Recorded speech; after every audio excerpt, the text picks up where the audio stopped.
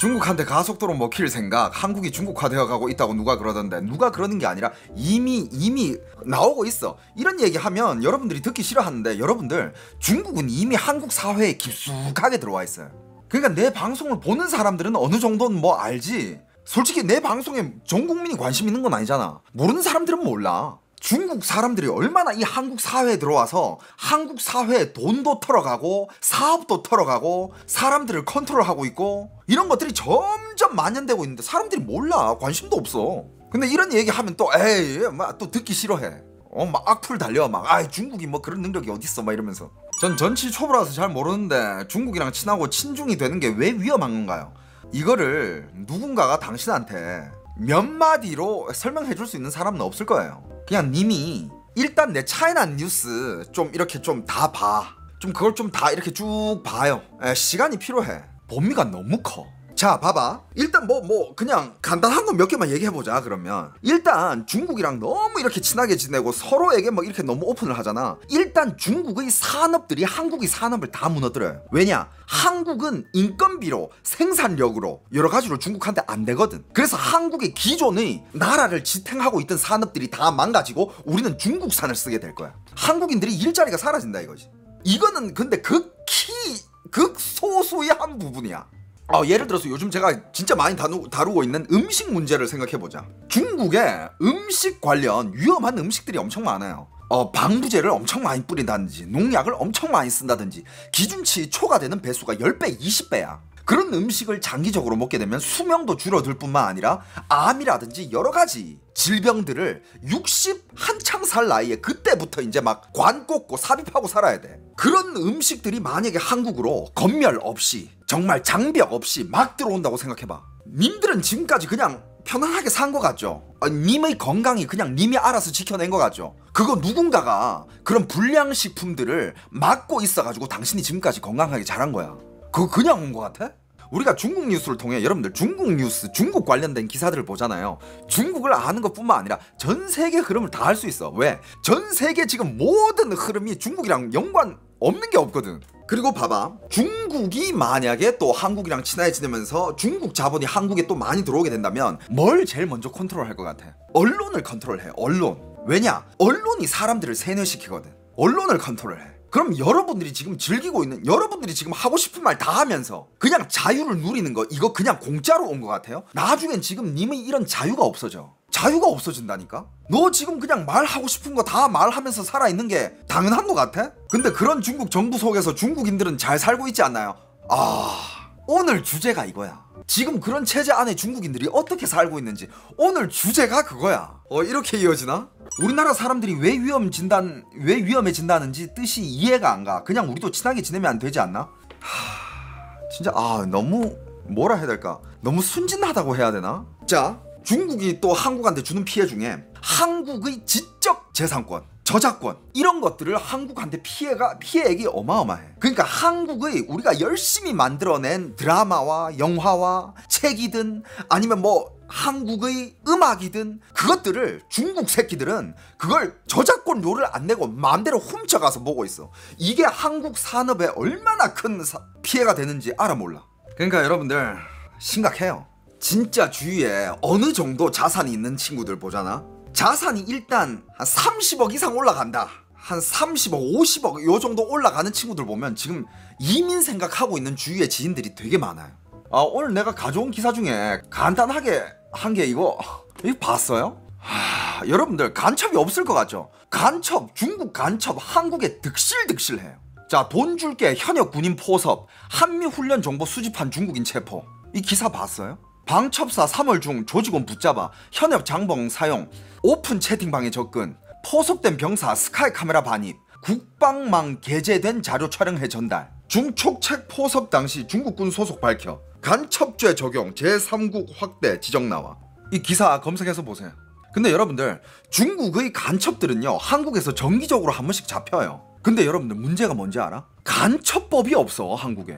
민주당이 왜 간첩법을 반대를 하는지 모르겠어. 아니 나는 항상 말하지만 난 좌도 아니고 우도 아니지만 나는 제일 짜증나는 거는 그냥 대한민국 자체가 어느 나라든 다른 나라한테 피해를 받는 거다. 난 그거거든. 근데 지금 이거는 명백하게 중국이 우리한테 피해를 주고 있는 거잖아. 그럼 여기에 대처할 법안이라든지 방법을 만들어내야 될 건데 그게 어떻게 보면 이 간첩이 왔다. 그럼 이 반간첩법 이런 거를 만들어야 될 거 아니야. 근데 이걸 민주당이 왜 반대를 하는지 난 이해를 못 하겠어. 나 진짜 이해가 1도 안 돼요. 그리고 여러분들 요즘 또 충격받는 게 여러분들 배달 음식 많이 시켜 먹지.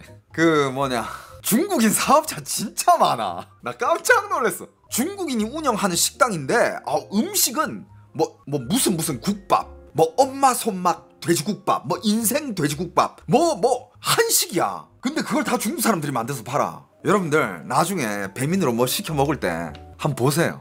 맛은 비슷하다고 합니다. 뭐 맛은 비슷하겠지. 뭐 화학 조미료 맛이 뭐 어디 가나. 그리고 요즘 웬만한 어디 식당이라든지 어디 여기저기 가보면 중국인들이 일을 하는 곳이 되게 많아요. 어디 뭐 종업원이라든지 어디 백화점 뭐 면세점 뭐 어디 서비스업으로 일하는 중국인들이 진짜 많아요. 근데 여러분들 이거 괜찮아요?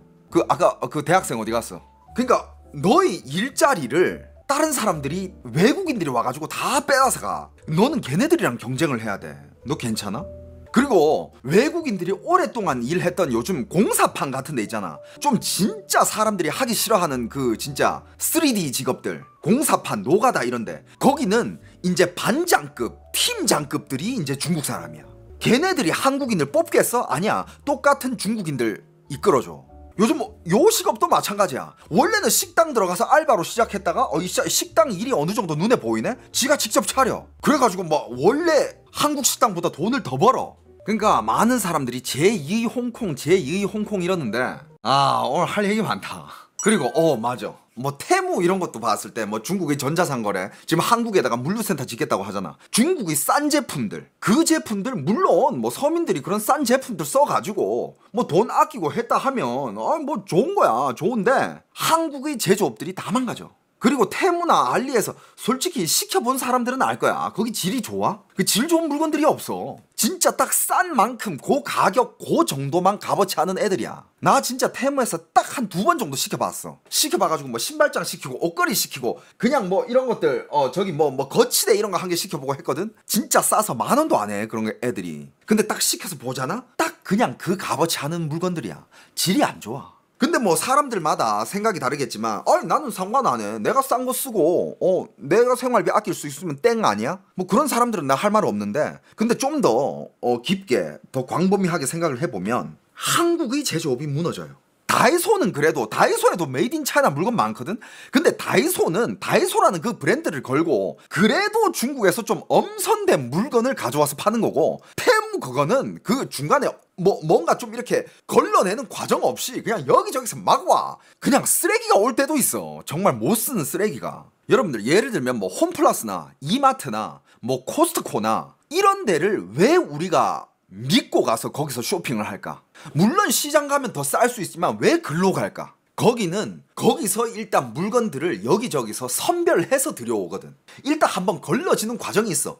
그리고 걔네들이 브랜드를 걸고 해. 예를 들어서 이마트나 홈플러스나 아니면 뭐 코스트코나 이런 데서 예를 들어서 거기 대파를 파다. 국산 대파라고 했어. 근데 나중에 이게 검사를 해봤는데 이게 국산 대파가 아니라 중국산 대파야. 그럼 그 브랜드들한테 가는 후폭풍이 얼마나 클까? 걔네들은 그걸 무서워하기 때문에 정말 엄격히 물건들을 선별한단 말이야. 이게 진짜 국산인지 아닌지, 얘네들이 농약 기준치가 초과됐는지 아니면 부합하는지, 물건이 좋은지 안 좋은지, 싱싱한지 안 싱싱한지, 뭐 제조로 된 상품들은 튼튼한지. 그러니까 그 걸러지는 그 망이 있기 때문에 그래도 조금 비싸더라도 우리는 이마트나 홈플러스나 아니면 코스트코 이런 브랜드 값을 하는 이런 유통업체로 가서 쇼핑을 한단 말이야. 왜냐면 시장에서 뭐 예를 들어서 물론 시장에 당연히 양심적으로 일하시는 분들도 많지만 간혹 누가 막 이렇게 식재료를 팔아. 다 국내산이래. 근데 알고 보니까 이거 막 다 다른 나라 산이고 완전 값싼 애들을 가져와서 파는 거야. 그건 네가 선별 못하면 어떡할 거야? 그러니까 테무라는 곳은 테무라든지 알리나 뭐 이런 중국의 그런 전자상 거래 사이트들은 걸러지는 게 없어. 그냥 막 와. 근데 이상한 게 오잖아. 여러분들 그거 환불 못해. 절대 환불 못하고 뭐 교환도 안 되고. 근데 뭐 이제 대부분의 한국 사람들은 그냥 싼 맛에 시켜보고 아니다 싶으면 버리지 뭐. 돈 날렸다 생각하고. 이런 생각으로 시키는 사람 많은데 영양제 짭퉁 엊그제 제가 뉴스 해드렸잖아요. 중국산 영양제 짭퉁들 엄청 많아요. 그러니까 중국이 또 이런 중국이 어떤 사회로 침투를 하든 중국은 이렇게 대놓고 침투하지 않아요. 그걸로 비유하면 딱 맞겠다. 중국의 특성상 예를 들어서 뭐 이제 미국이나 뭐 유럽이나 이런 데는 특히 그런 공산주의가 아닌 그런 나라들은 예를 들어서 미국은 뭐 요번에 관세 때린 거 다들 알잖아. 트럼프 이거 뭐 까면서 무슨 뭐 퀴즈쇼 하듯이 거기서 생쇼를 하고 잡아줬던데. 아무튼 그래도 걔네들은 누구를 때리겠다 하면 대놓고 때려. 통보를 하고 니한테 뭔가 그냥 진짜 딱 다가와. 니 눈앞으로. 그게 딜이든 아니면 뭐든 간에 그냥 니 눈앞으로 다가와. 여러분들 이게 낫겠어요? 아니면 중국의 특성은 어떤 거냐? 중국은 티를 안 내. 절대 예를 들어서 너를 때리겠다? 너 앞에 나서지 않아. 보이지도 않아. 하지만 그냥 어느 순간 내가 정신 차려보면 난 이미 점령당해 있어. 이게 중국의 스타일이야. 예를 들어서 펄펄 끓는 물에 개구리를 넣으면 개구리가 뜨거워서 막 점프해가지고 막 발광을 하고 막 뛰어나가겠죠. 근데 그거 알죠? 차가운 물때부터 개구리를 거기 넣어놓고 물을 슬슬 가열하면 개구리는 그 물이 뜨거워지는 줄도 모르고 그 물 안에 있다가 익어 죽어요. 그게 중국의 스타일이야. 근데 요즘 중국이 한국이랑 뭐 이런저런 외교를 하든 뭐 일을 하든 간에 그리고 중국이 한국한테 뭐 이렇게 대했던 여러 가지 상황들을 보면 어느 정도는 알 거 아니야. 어느 정도는. 그것도 맞아. 그것도 있어. 그러니까 예를 들어서 트럼프 스타일은 이거야. 트럼프 스타일은 그냥 대놓고 그냥 요번에 그거 중국의 뭐냐 그린카드 그것도 이제 돈으로 판대잖아. 얼마였죠 그거? 그러니까 걔네들은 명확해. 니들이 미국한테 이익을 갖다 주면 우리도 너희들한테 거의에 상응하는 뭔가를 해주겠다. 딜 아니야. 그냥 대놓고. 트럼프는 그런 느낌이잖아. 그래가지고 뭐 여러 세계의 기업가들이 미국 가서 공장을 차릴 때 발표하잖아요. 앞에서 뭐 TSMC, 뭐 현대, 뭐 어디가 미국에다가 얼마를 투자해서 공장을 짓습니다. 그럼 트럼프 들으면서 돈 써줘서 고맙다. 뭐 약간 이런 식이잖아. 그리고 그런 뜻을 그냥 대놓고 풍기잖아. 미국에다가 지어라 공장을. 미국에다가 돈을 투자해라. 그럼 니들은 관세도 없고 아무것도 없고 그냥 대놓고 이렇게 요구하는 거고. 근데 요번에 시진핑도 여러 세계의 기업가들을 만났잖아요. 시진핑은 그런 명확한 딜이 없어. 시진핑 만나가지고 무슨 얘기 합니까? 그냥 진짜 무슨 아니 솔직히 시진핑이 한 나라의 주석인 건 알겠는데 그 기업가들도 막말로 이재용도 한국의 어마어마한 최고의 기업을 운영하는 사람이고 배울 만큼 배운 사람이고 인생에 대해서 모르겠어? 시진핑 그 앞에 앉아가지고 인생 교육 시키고 있어. 그러면서 대체적인 뜻 중에 한 개는 이거야. 중국에 들어왔으면 중국 법을 따라야 된다. 이지랄 하고 있고 무슨 그리고 또 직설적으로 얘기하지 않아. 돌려서 약간 애들 교육하듯이. 이게 스타일이 다른 거야. 여러분들 어떤 스타일 좋아해요? 그리고 여러분들 모든 걸 떠나가지고 음식 가지고 장난치는 사회랑은 친해지면 안 된다고 생각해요. 친해지는 순간 그 장난치는 음식들 우리가 다 먹어야 돼. 안 먹을 것 같지? 지금도 많이 먹고 있어. 중국산들 한국에 겁나 유통되고 있어. 물론 식약처가 호락호락하지 않다라는 얘기가 있긴 하지만 누가 알아? 그리고 또 중국의 무서운 거는 예를 들어서 중국이 아까도 그 기사 보여줬죠. 중국은 간첩들이 한국에서 활동하는 간첩들이 진짜 많다니까. 여기저기에 기지를 두고 있고 실제로 한국에서 살고 있는 중국 사람들이 엄청 많아요. 내가 알기로는 한 100만 넘어가지 않나? 그러니까 한국에서 살고 있는 외국인이 200만 명이었나? 200만 명이 넘는데 그 중에서 반 이상이 중국인이야라는 통계를 어디서 본 것 같아. 아무튼 기억이 잘 안 나는데 아무튼 한국에서 살고 있는 중국 사람들이 엄청 많아요. 물론 그냥 살러 들어온 중국 사람들도 있겠지만 근데 정말 그 중에서는 블랙 요원들이 무조건 있을 거란 말이야. 블랙 요원이란 자기 신분을 위장하여 그냥 일반인처럼 들어와서 간첩 업무를 하는 그런 요원들을 블랙 요원이라고 그래. 화이트 요원은 뭐냐? 화이트 요원은 저 어디 국정원 사람이에요? 저 어디 요원이에요? 이러면서 신분을 밝히고 이 나라에 들어오는 거. 그거는 화이트 요원이야. 나 국정원에서 일하는 사람이에요? 나 요원이에요. 이렇게 얘기하고 들어오는. 그건 어떻게 보면 방문이고 서로의 교류가 되는 거고. 그건 화이트 요원. 근데 실제로 블랙 요원들이 엄청 많습니다. 한국에서 활동하는. 그런 스파이들은 공산당에서 보내는 건가요? 당연히 공산당이 보내지. 누가 보내요 그러면? 그럼 뭐 개인이 보낼까? 이 기사 아까 못 보신 분들은 한 번 더 보여드릴게요. 자, 이게 실제로 지금 최근에, 이거 최근 기사야. 4월 3일 기사예요. 돈 줄게 현역 군인 포섭해서 한미 훈련 정보 수집한 중국인 체포. 방첩사 3월 중 조직원 붙잡아 현역 장병 사용 오픈 채팅방에 접근. 포섭된 병사 스카이 카메라 반입. 국방망 게재된 자료 촬영해 전달. 중총책 포섭 당시 중국군 소속 밝혀. 간첩죄 적용. 제3국 확대 지적 나와. 현역 군인, 이거 포섭된 현역 군인은 한국 군이라고 합니다. 한국 군인. 그러면서 이제 돈으로 유혹을 한 거죠. 뭐 돈의 유혹에 넘어가는 사람들 많잖아요, 그죠? 그래가지고 한국의 이제 그 군부대 안으로 카메라를 반입해가지고 뭐 정보를 뽑아내다가 이제 잡힌 거야. 근데 아까도 얘기했지만 한국은 지금 반간첩죄 그 관련된 법이 없어요.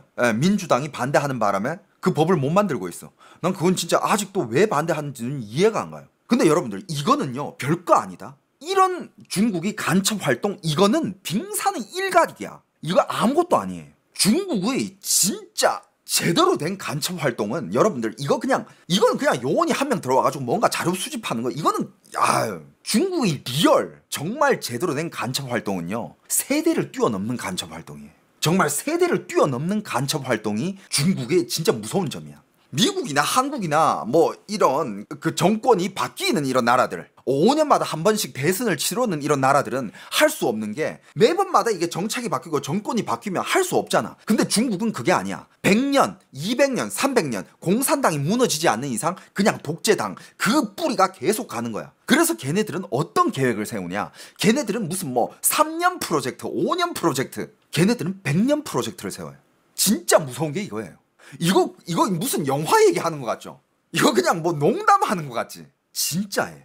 어느 정도까지 치밀하게 세우냐면 예를 들어서 어떤 사람을 뭘 예를 들까? 자, 어떤 기업의 비밀을 뽑아내기 위해서 예를 들어서 이런 기업에 필요한 기술들이 있고 이런 기술들을 뽑아내야 돼. 근데 이 기술, 예를 들면 이 기술들은 일반 직원들한테 알려주는 게 아니야.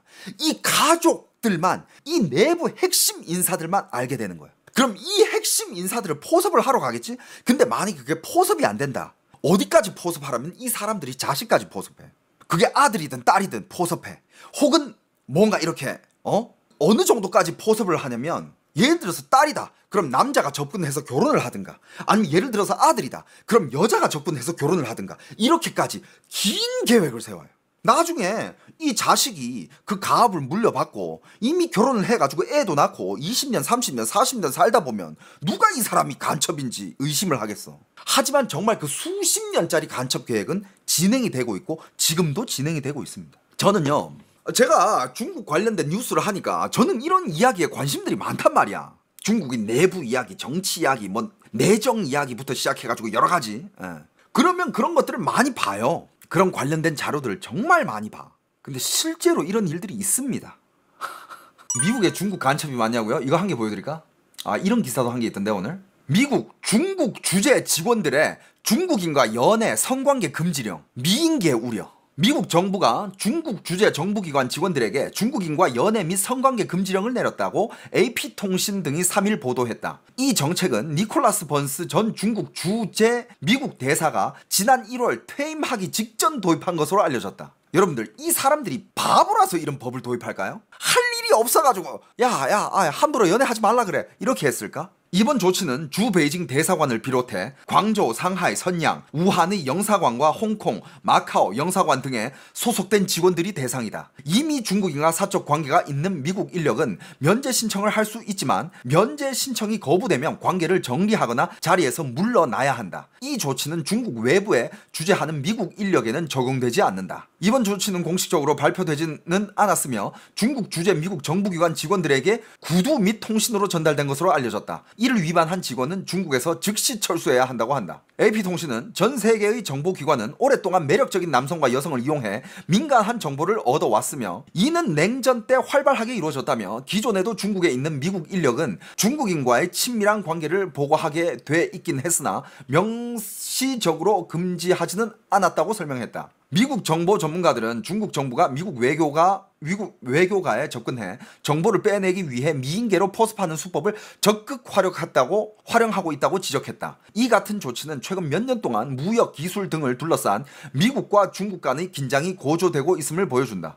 전직 미국 중앙정보국 CIA 분석가 출신인 피터 매티스는 과거 중국 정보기관 요원이 중국에 주재하고 있는 미국 외교관을 유혹한 것으로 알려진 사건이 최소 2건이 있었다며, 또 다른 문제는 중국이 스파이를 통해서만 정보를 수집하는 것이 아니라 위협이나 협박을 통해 일반 중국인에게 정보를 요구한다는 것이다. 이는 미국 외교관과 사귀는 중국 시민은 위험에 처할 수 있다는 것을 의미한다고 말했다.